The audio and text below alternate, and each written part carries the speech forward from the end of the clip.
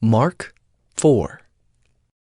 Again he began to teach beside the sea, and a very large crowd gathered about him, so that he got into a boat and sat in it on the sea, and the whole crowd was beside the sea on the land. And he was teaching them many things in parables, and in his teaching he said to them, "Listen!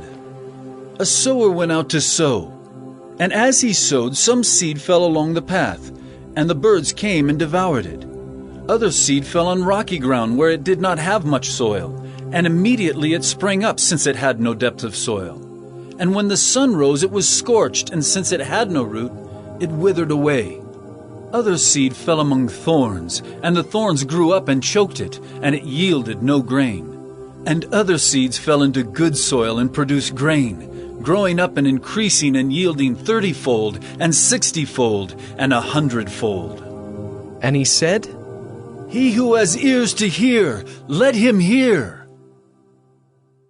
And when he was alone, those around him with the 12 asked him about the parables. And he said to them, "To you has been given the secret of the kingdom of God. But for those outside, everything is in parables, so that they may indeed see but not perceive, and may indeed hear but not understand, lest they should turn and be forgiven." And he said to them, "Do you not understand this parable? How then will you understand all the parables? The sower sows the word, and these are the ones along the path, where the word is sown. When they hear, Satan immediately comes and takes away the word that is sown in them. And these are the ones sown on rocky ground, the ones who, when they hear the word, immediately receive it with joy. And they have no root in themselves, but endure for a while. Then when tribulation or persecution arises on account of the word, immediately they fall away. And others are the ones sown among thorns. They are those who hear the word, but the cares of the world and the deceitfulness of riches and the desires for other things enter in and choke the word, and it proves unfruitful. But those that were sown on the good soil are the ones who hear the word and accept it and bear fruit 30-fold and 60-fold and 100-fold. And he said to them, Is a lamp brought in to be put under a basket or under a bed and not on a stand? For nothing is hidden except to be made manifest, nor is anything secret except to come to light. If anyone has ears to hear, let him hear." And he said to them, "Pay attention to what you hear. With the measure you use, it will be measured to you, and still more will be added to you.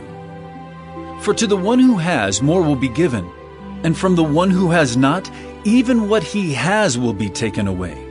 And he said, "The kingdom of God is as if a man should scatter seed on the ground.